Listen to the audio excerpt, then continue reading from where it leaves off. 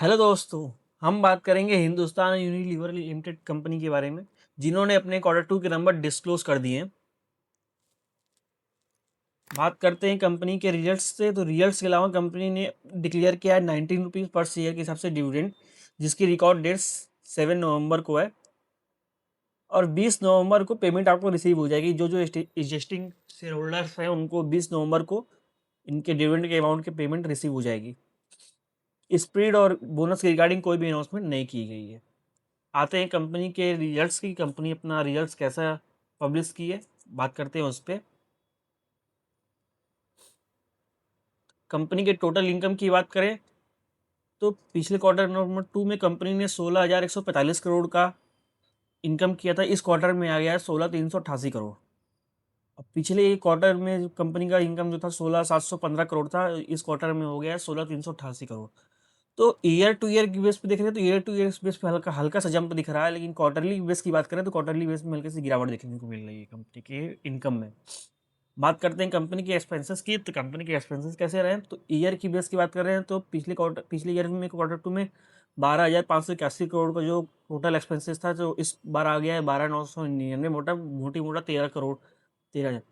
और इस पिछले ईयर्स की बात कर रहे हैं तो पिछले क्वार्टर की बात करें तो 13,328 करोड़ का जो जो टोटल एक्सपेंसेस था वो इस बार आ गया है 1299। तो एक्सपेंसेस जिस हिसाब से इनके इनकम भी इंक्रीज हुए उस हिसाब से इनके एक्सपेंसेस भी इंक्रीज हुए हैं एज ए ईयरली बेस पे और क्वार्टरली बेस की बात करें तो।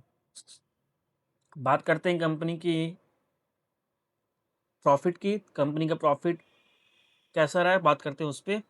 तो for the period of company का प्रॉफिट जो सारे एडजस्टमेंट करके कंपनी के प्रॉफिट पिछले क्वार्टर में आए थे, पिछले क्वार्टर में आए थे 2,595 करोड़, जो इस क्वार्टर में हो गए हैं 2,694 करोड़। अब पिछले ईयर्स की बात करें, पिछले ईयर्स क्वार्टर की बात करें तो 2,768 करोड़। तो ईयर टू ईयर की बेस पे देख रहे हैं तो ईयर टू बेस पे तो अच्छा खासा जंप देखने को मिल रहा है। और कंपनी के क्वार्टरली की बेस की बात कर रहे हैं तो क्वार्टरली बेस में हल्की सी गिरावट देखने को मिल रही है। बात करते हैं कंपनी की ईपीएस की, तो कंपनी का ईपीएस किस हिसाब से परफॉर्मेंस कर रहा है। ईपीएस की बात करें तो कंपनी का ईपीएस 11.03 था, जो पिछले ईयर्स में था। इस बार कंपनी का ईपीएस आ गया है 11.43।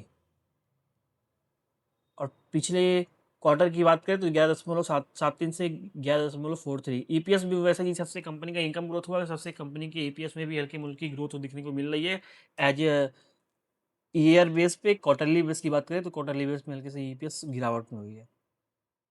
मिलते हैं नेक्स्ट वीडियो में कोई नए अपडेट के साथ। Thank you.